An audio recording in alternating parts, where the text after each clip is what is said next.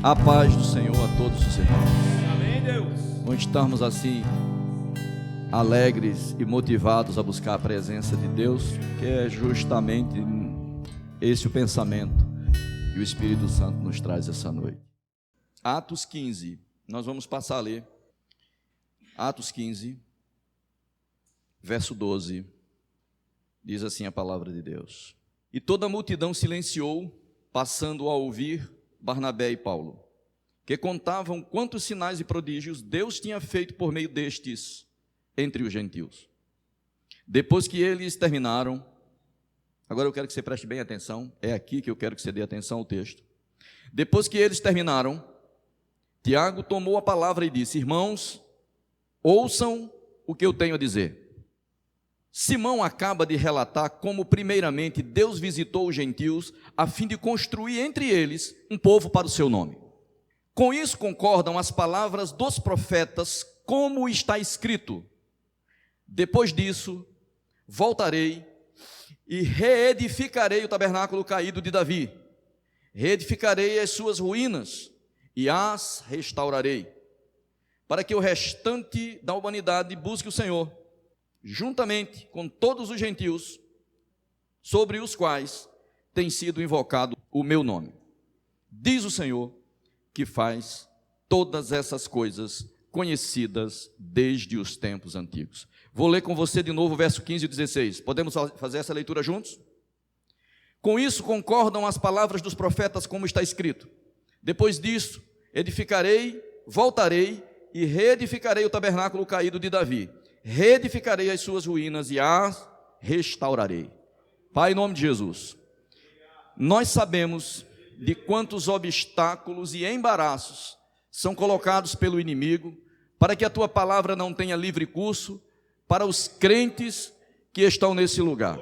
As distrações, as preocupações, os desvios de atenção são armas que o inimigo usa para não permitir que a tua palavra integralmente alcance os nossos corações.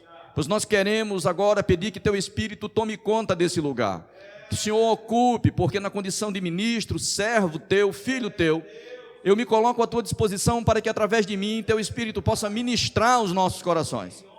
E eu quero te pedir que não haja embaraço que o inimigo possa implantar, que prive os irmãos e irmãs meus que estão nesse lugar de serem abençoados pela tua palavra, em nome de Jesus.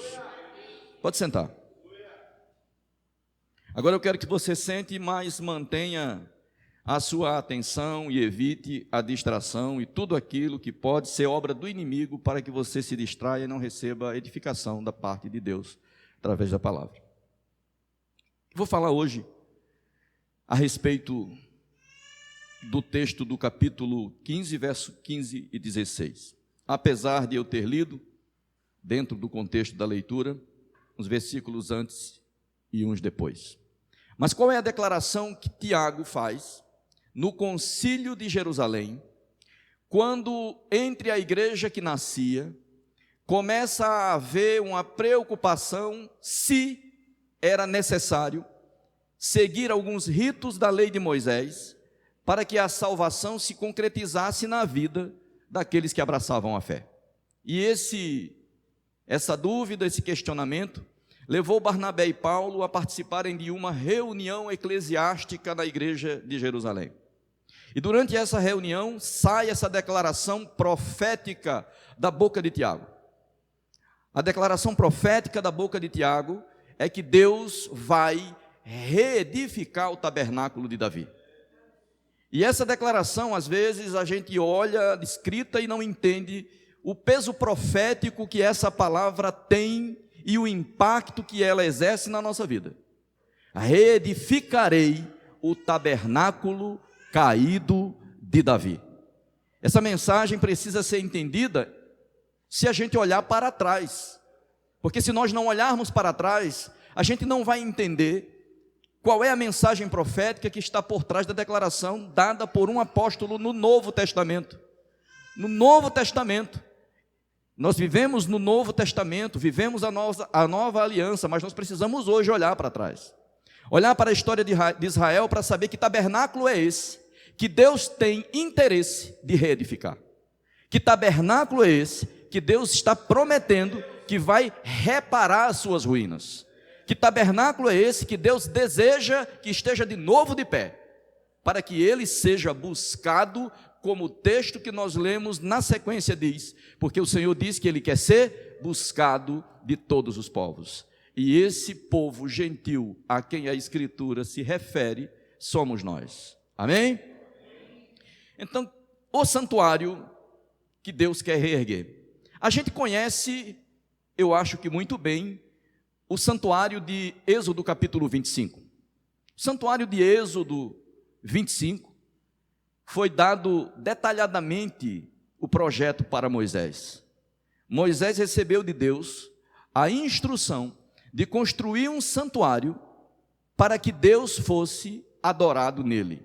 Na verdade, Deus diz que deveria ser construído um santuário no qual o povo o buscasse. Deus desejava estar no meio do povo dele. E esse tabernáculo lá de Êxodo 25 foi um projeto de Deus, uma iniciativa de Deus, para que Deus pudesse estar entre o povo dele. E de fato, Deus vivia entre o povo dele.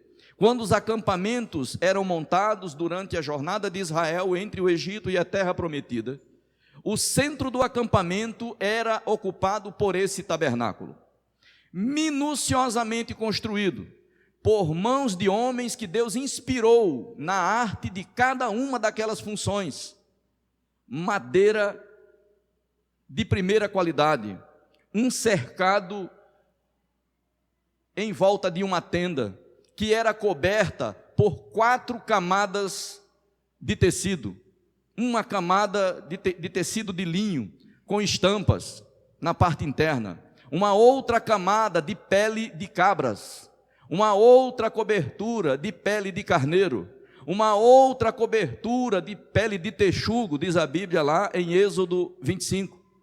Essa cobertura cuidadosa que Deus mandou fazer era montada e desmontada cada vez que o povo de Israel se movimentava em sua peregrinação. Mas o primeiro passo era montar o lugar onde a arca do Senhor seria abrigada em um lugar da tenda chamada Santíssimo, ou Santo dos Santos.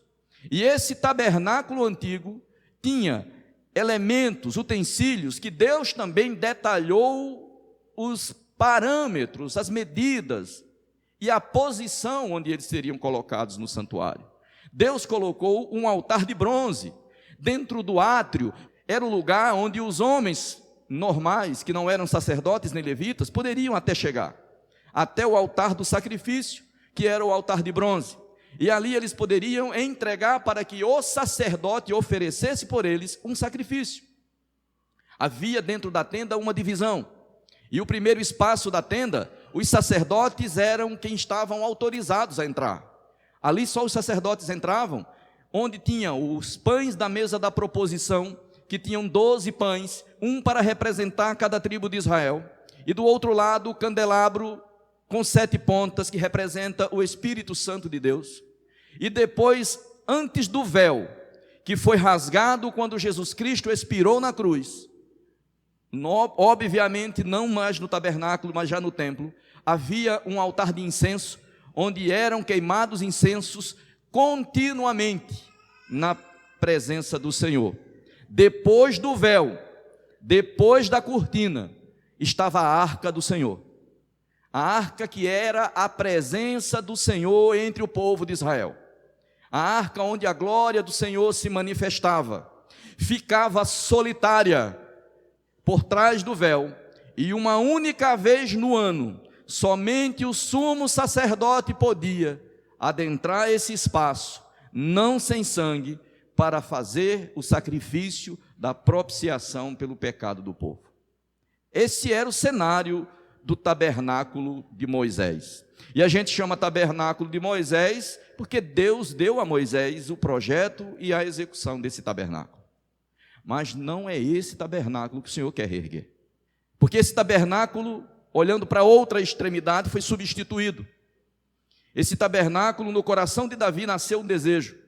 Davi dizia: eu habito em casas estucadas e a arca do Senhor não tem um espaço para ser abrigada, e Davi desejou construir um templo, uma casa fixa, para que Deus pudesse ter o lugar, e Deus ali representado pela arca da aliança, onde fosse abrigada, e onde ele estivesse ali, na presença de Deus, quando quisesse, de maneira definitiva. Mas Deus não permitiu que Davi concretizasse esse projeto. Quando ele diz para o profeta Natã que tinha esse projeto, Natã diz no seu próprio coração: faça, porque Deus é contigo. E aí você tem que prestar atenção, porque nem sempre a palavra de um profeta que sai da boca do profeta dizendo faça, que Deus é contigo, representa eficazmente a palavra de Deus. Porque quando Natã saiu da presença de Davi, Deus disse a Natã: volta e diz para Davi que esse projeto que ele tem, que é louvável, não será construído por ele. Ele pode buscar todos os haveres e tudo que é necessário, mas isso não será feito por ele. O seu filho concretizará esse projeto. E foi Salomão, o filho de Davi, que construiu o primeiro templo fixo para Deus. E nós conhecemos o que está escrito em 2 Crônicas 7,14. O que está escrito em 2 Crônicas 7,14 aconteceu depois do Senhor ter aprovado a construção daquele templo e enchido aquele templo da sua glória, porque a fumaça tomou conta do santuário, e a Bíblia diz naquele texto que os sacerdotes não puderam ficar de pé, porque a glória do Senhor tomou conta daquele lugar. Deus visitou aquele santuário feito por Salomão, e lá em 2 Crônicas 7,14 ele diz assim: eu vou ouvir a oração feita nesse lugar. Não diz assim lá? Se o meu povo, que se chama pelo meu nome, se humilhar e orar e me buscar, eu ouvirei do céu, perdoarei os seus pecados e sararei a sua terra. Desde agora estarão abertos os meus ouvidos à oração que se fizer onde? Nesse lugar. Então Deus aprovou aquele santuário, mas aquele santuário também foi destruído. Durante a escravidão na Babilônia, a invasão de Nabucodonosor levou aquele templo a ruínas. E esse templo foi reconstruído. E depois desse templo ser reconstruído, foi destruído mais uma vez. Aliás, Jesus profetizou quando estava na terra, olhando para esse templo, que agora era mais suntuoso do que o de Salomão, e as pessoas admiravam aquela estrutura, e disse assim: não ficará pedra sobre pedra que não seja derribada. E isso aconteceu. O templo foi destruído e ainda não foi reerguido. Aí o Senhor vem e profeticamente declara: eu reedificarei o tabernáculo de Davi. E a gente fica pensando: o tabernáculo de Davi é o primeiro templo? E eu tenho que dizer para você que nenhum desses dois templos é o tabernáculo de Davi que Deus vai reconstruir. Tem pessoas que dizem assim: Deus vai reerguer o templo de Salomão lá em Jerusalém, e quando isso acontecer, estará concretizada a profecia. Deus não tem interesse em reerguer esse templo. Deus quer reerguer o tabernáculo de Davi. Deixa eu dizer isso mais uma vez, com todas as letras, para você entender. Deus não quer reerguer a suntuosidade e os detalhes daquele templo, que tinha rituais pré-estabelecidos. Em todos esses templos havia um ritual pré-estabelecido por Deus, que deveria seguir aqueles passos minuciosamente, para cumprir aquele sacerdócio estabelecido por Deus. Haviam coisas a serem feitas seguindo um ritual. Isso se transferiu para o templo, e isso continuou sendo feito dia após dia. E Deus quer reerguer um outro santuário. Esse santuário, que Tiago diz assim: reedificarei o tabernáculo de Davi, é uma profecia, é uma referência a uma profecia de Amós, capítulo 9, versículo 11. Se você não conhecia, leia comigo a profecia. Amós, capítulo 9, versículo 11. Naquele dia, levantarei o tabernáculo caído de Davi, vou reparar as suas brechas e levantá-lo das suas ruínas, vou restaurá-lo para que volte a ser como era no dia da antiguidade. Louvado seja o nome do nosso Deus. Deus profeticamente declarou que queria e faria a reconstrução do tabernáculo de Davi. Jesus Cristo disse uma vez à mulher samaritana, que estava até interessada no que ele estava ministrando sobre a vida dela. Jesus Cristo estava ministrando sobre a vida de uma mulher no poço de Jacó. E aquela mulher, sendo ministrada por Jesus Cristo, foi quebrantando o seu coração, até chegar ao ponto de dizer assim: eu sei que o Messias vem. E quando ele vier, ele vai nos ensinar todas as coisas. Mas existe um problema, é que vocês judeus dizem que Jerusalém é o lugar da adoração. E nós estamos adorando aqui em Samaria, nesse monte. Aí Jesus diz para aquela mulher algo profundo: nem em Jerusalém, nem nesse monte. Porque o Pai procura verdadeiros adoradores que o adorem em espírito e em verdade. Pastor, o que isso tem a ver com a mensagem do tabernáculo de Davi? Aí agora a gente precisa realmente voltar para o texto, porque isso tudo fazia parte da introdução de um pensamento que te ajuda a entender onde está esse tabernáculo de Davi na história que Deus quer reerguer. Se ele não é o templo, se ele não é o tabernáculo de Moisés, que tabernáculo é esse? E para a gente começar, a gente precisa lembrar, lá de 1 Crônicas, capítulo 13, quando Davi despertou no seu coração o interesse de ir buscar algo que tinha sido desprezado por anos na história de Israel.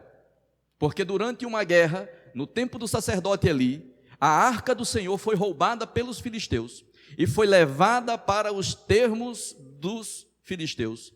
E não ficou lá muito tempo, porque misteriosamente coisas estranhas começaram a acontecer. E os filisteus liberaram a arca. E aquela liberação dos filisteus dá para nós uma demonstração do interesse de Deus de sempre estar perto do seu povo. Porque os filisteus criaram uma situação tão embaraçosa para a arca sair do território deles, que quando aconteceu, deu para nós e para eles a demonstração que de fato Deus queria ir ao encontro do seu povo, porque a arca representava a presença de Deus. A arca foi colocada em cima de um carro de vacas, não de boi, e as vacas estavam de filhotes. E se a vaca está de filhote, a vaca não quer fazer um caminho que afaste ela dos filhotes que ela tem a amamentar. Mas a Bíblia diz lá no relato dessa história, que as vacas foram andando e murmurando, arrastando a arca de Deus para a fronteira dos termos de Israel. E a arca de Deus chega aos termos de Israel. Mas quando chega aos termos de Israel, a falta de reverência pela presença de Deus fez com que alguns homens da fronteira tivessem vontade de bisbilhotar a arca do Senhor, e 70 homens morreram porque foram mexer com a arca de Deus da maneira inadequada. E isso levou o povo a ficar em dúvida do que fazer com aquele utensílio que agora para Israel já não tinha muito mais significado.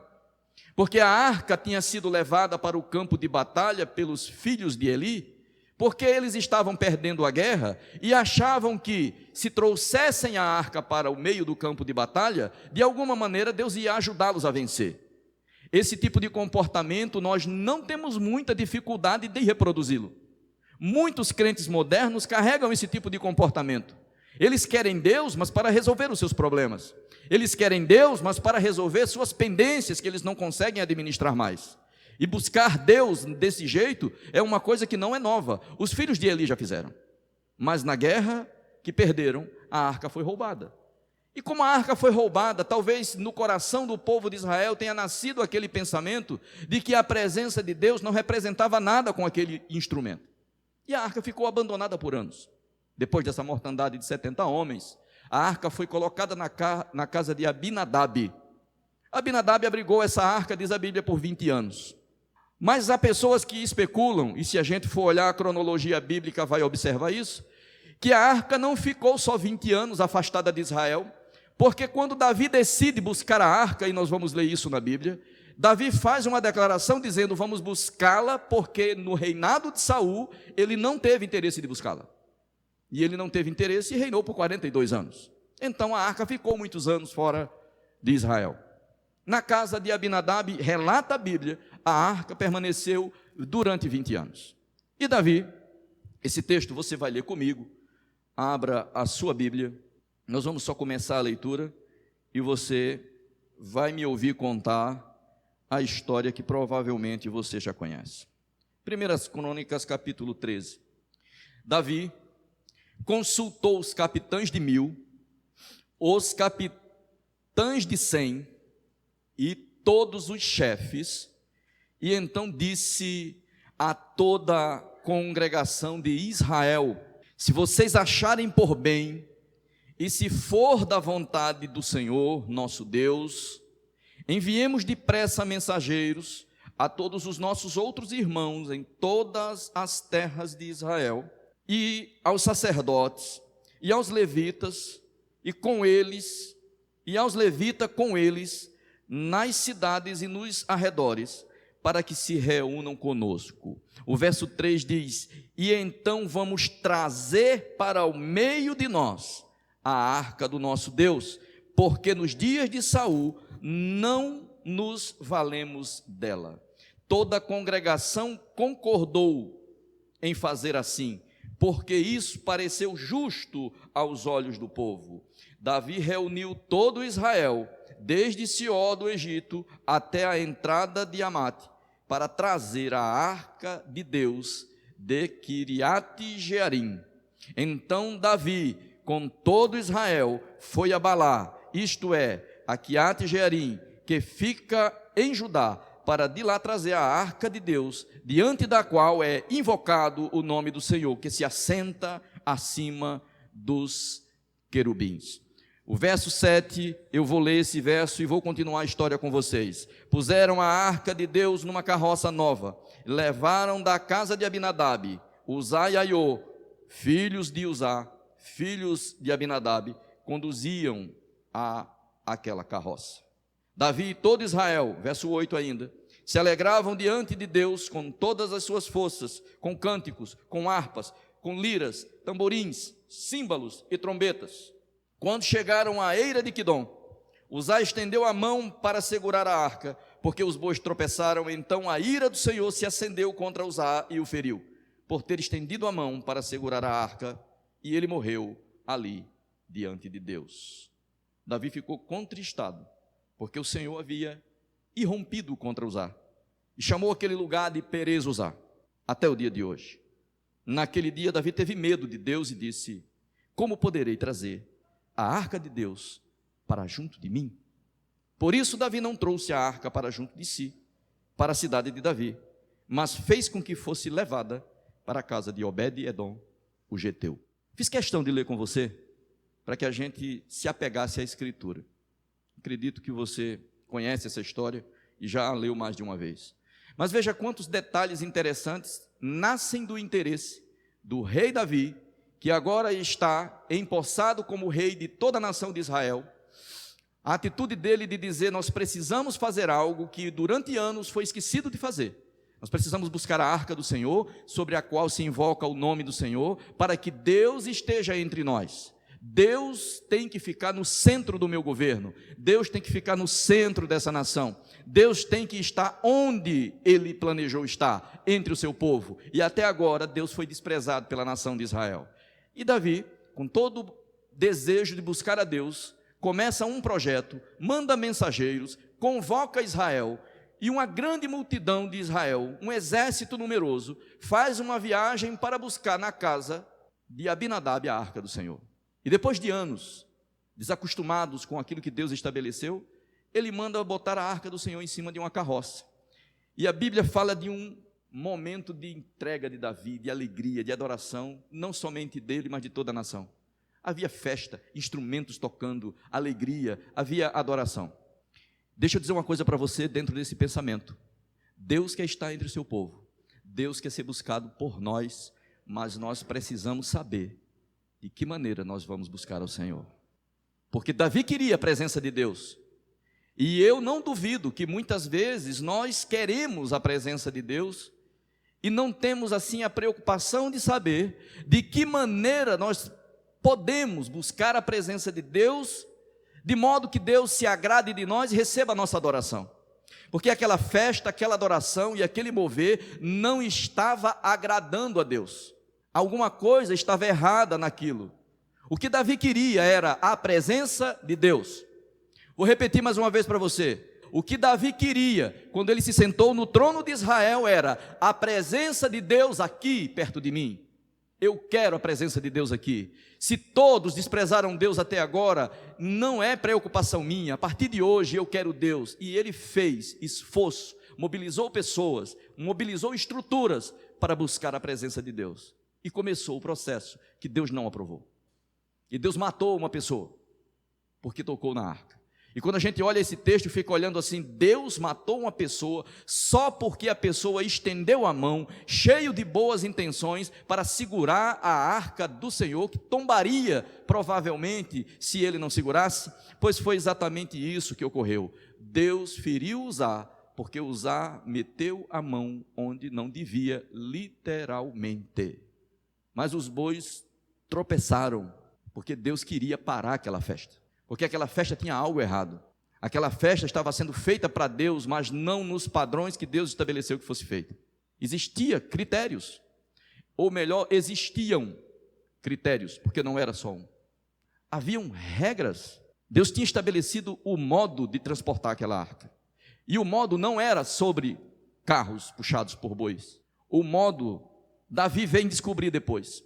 Quando você olha para a Bíblia mais adiante, você vai ver que o próprio Davi chega a uma conclusão que responde àquele questionamento que ele faz na leitura que fizemos: como trarei a arca do Senhor para perto de mim?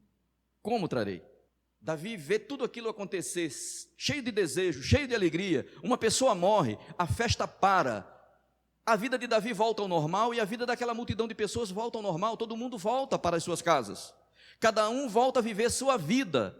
Mas para Davi, as coisas ainda não voltaram ao normal. Na cabeça de Davi ficou uma preocupação que é expressada aqui quando ele vê a morte de Uzá acontecer. De que maneira eu posso trazer Deus para perto de mim? Talvez a maioria de Israel, já acostumada com a ausência de Deus, tenha voltado para a sua rotina e deve ter dito: Davi provavelmente teve alguma alucinação, não é conveniente trazer Deus para perto de nós, vamos continuar vivendo nossa vida. Mas lá no palácio de Davi, certamente havia no coração de Davi uma preocupação: como?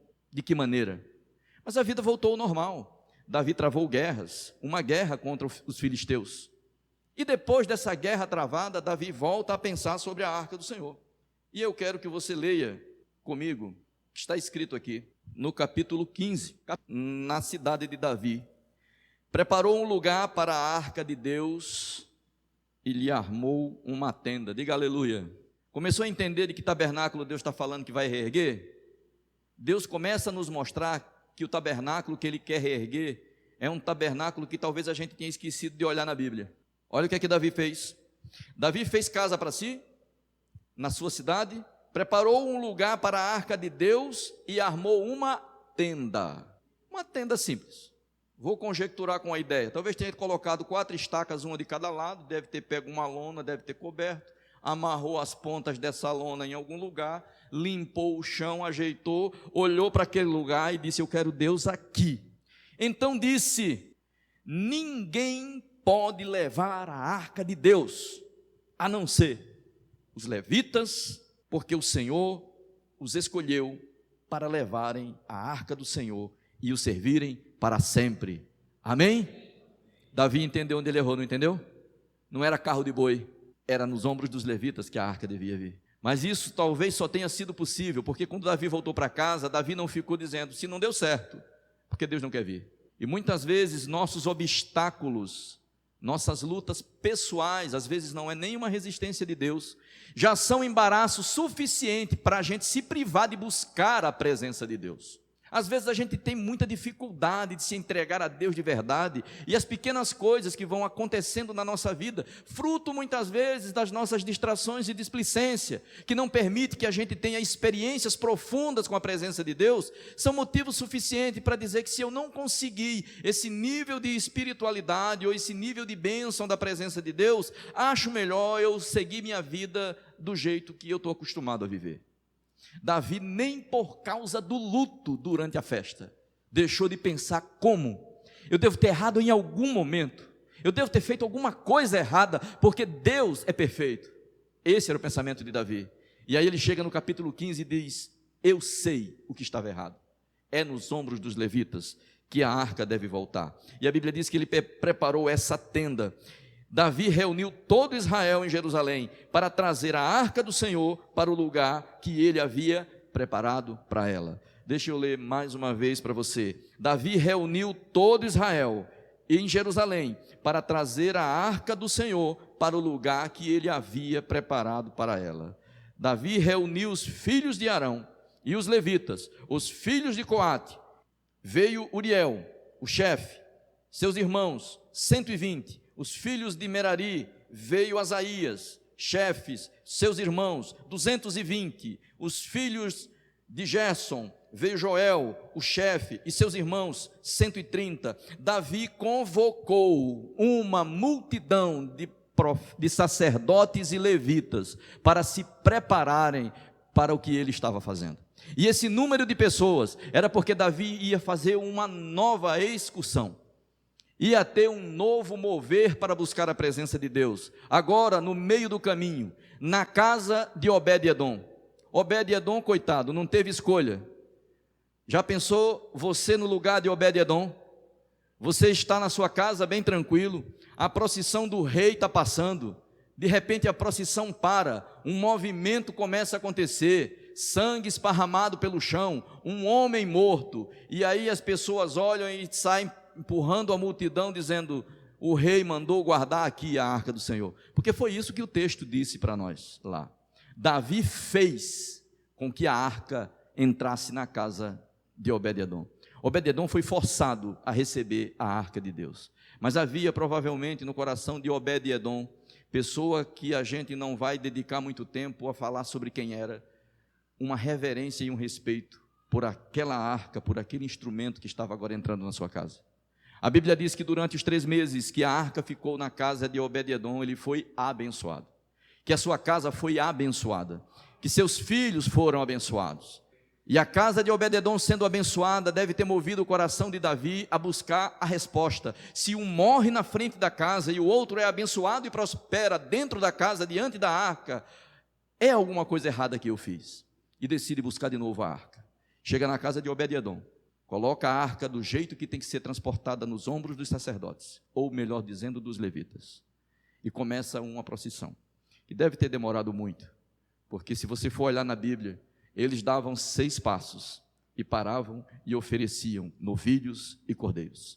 E andavam mais 6 passos, e oferecia novilhos e cordeiros. E o maravilhoso é você ver, que Davi, quando chega na sua casa, andando no meio das ruas da cidade, sem o manto real, saltando e dançando na frente da arca do Senhor, cheio de alegria. Há 3 meses atrás ele tinha vivido um luto na presença de Deus, mas a presença de Deus na vida dele era mais importante do que o registro negativo da morte de um homem cheio de boa vontade em volta dele. A presença de Deus era mais motivadora para Davi, e a gente precisa experimentar qual é o valor que tem viver na presença de Deus.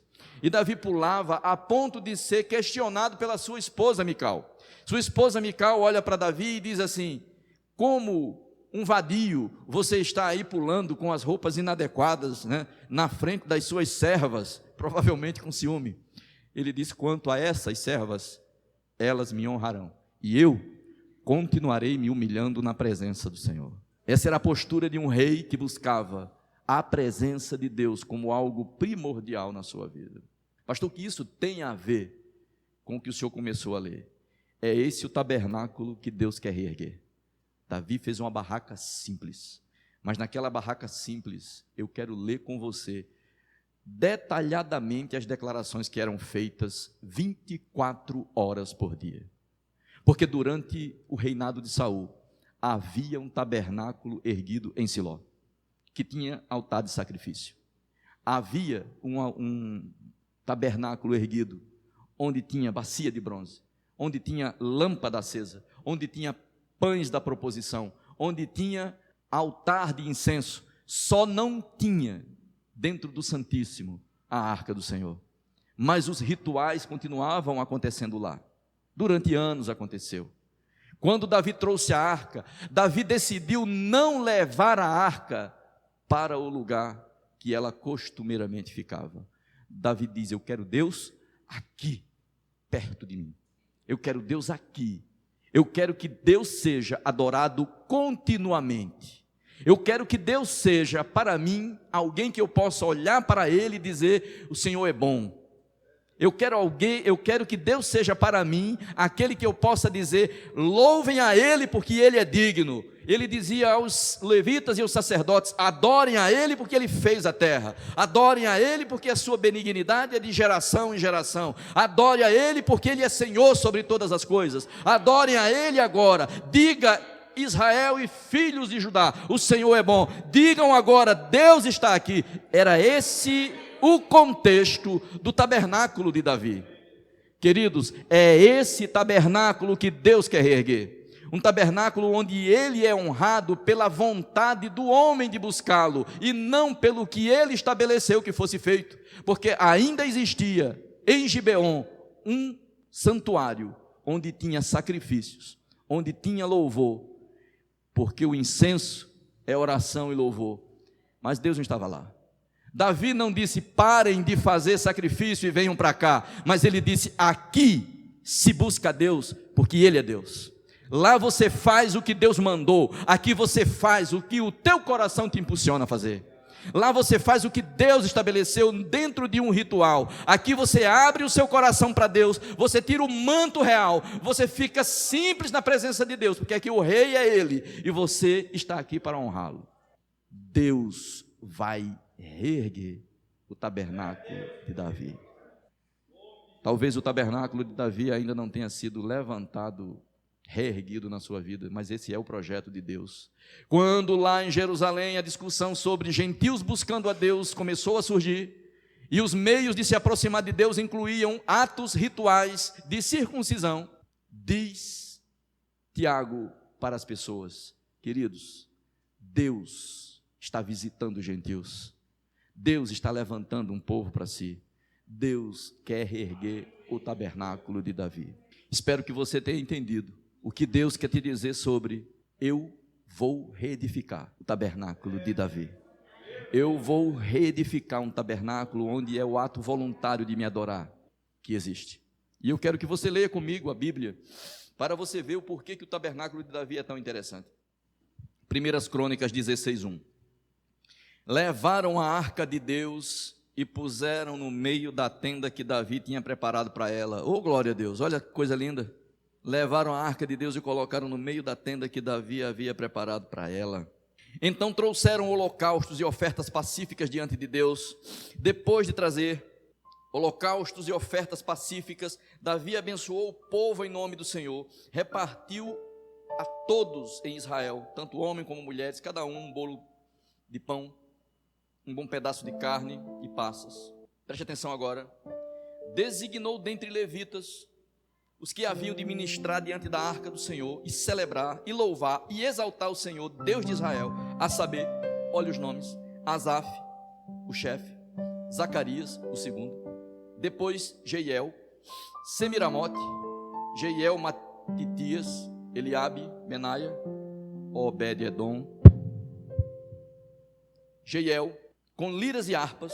Asaf fazia ressoar os símbolos. O sacerdote Benaia e Jaziel estavam continuamente com trombetas diante da arca da aliança de Deus. Foi naquele dia que Davi encarregou pela primeira vez Asaf e seus irmãos de celebrarem com hinos o Senhor. Deem graças ao Senhor, invoquem o seu nome, tornem conhecido entre o povo seus feitos, cantem a Deus, cantem louvores a Ele, falem de todas as suas maravilhas, gloriem-se no nome santo, alegrem-se o coração dos que buscam ao Senhor. Busque ao Senhor e o seu poder, busque continuamente a sua presença, lembre-se das maravilhas que Ele fez, dos seus prodígios e dos juízos dos seus lábios. Vocês, descendentes de Israel, seu servo, você, filho de Jacó, seus escolhidos, Ele é o Senhor, nosso Deus, e seus juízos permeiam toda a terra. Lembra-se perpetuamente da sua aliança, da palavra que empenhou para 1000 gerações, da aliança que fez com Abraão e do juramento que fez a Isaque, o qual confirmou a Jacó por decreto e a Israel por aliança perpétua, dizendo: eu lhe darei a terra de Canaã como porção da sua herança. Então eles eram um pequeno número, pequeníssimos estrangeiros na terra de Canaã, andavam de nação em nação, de um reino para outro reino. Deus não permitiu que ninguém os oprimisse, e por amor deles repreendeu reis, dizendo: não toquem nos meus ungidos, não maltratem os meus profetas. Cantem ao Senhor todos da terra, proclamem a sua salvação dia após dia. Anuncie entre as nações sua glória, entre todo o povo as suas maravilhas, porque o Senhor é grande e digno de ser louvado, mais temível do que todos os deuses, porque todos os deuses dos povos não passam de ídolos. O Senhor, porém, fez o céu. Glória, majestade estão diante dele, força, alegria estão no seu santuário. Deem ao Senhor a glória devida ao seu nome, tragam ofertas, entrem nos seus átrios, adorem o Senhor na beleza da sua santidade, tremam diante dele todas as terras, pois ele firmou o mundo para que não se abalasse. Alegrem-se os céus e terra, exalte, diga entre as nações: o Senhor reina. Ruja o mar e a sua plenitude, alegre-se o campo e tudo que nele há. Cantem de alegria as árvores do bosque na presença do Senhor, porque ele vai julgar a terra. Deem graças ao Senhor, porque ele é bom, porque a sua misericórdia dura para sempre. Digam: salva-nos, ó Deus da nossa salvação, congrega-nos e livra-nos das nações, para que demos graças ao teu santo nome e nos gloriemos no teu louvor. Bendito seja o Senhor, Deus de Israel, de eternidade em eternidade. E todo o povo disse amém. E vocês dizem o quê? E a Bíblia diz que o povo louvou ao Senhor. Reedificarei o tabernáculo caído de Davi. O que é que está faltando muitas vezes ainda nos nossos dias? É a entrega total no reconhecimento da grandeza de Deus para nós o adorá-lo de verdade. Porque às vezes a gente cumpre o ritual de vir à igreja, de cantar os hinos, de fazer as orações e de ouvir as mensagens, mas o nosso coração não está verdadeiramente entregue àquele que rege as nações, que rege o universo. O Senhor reina.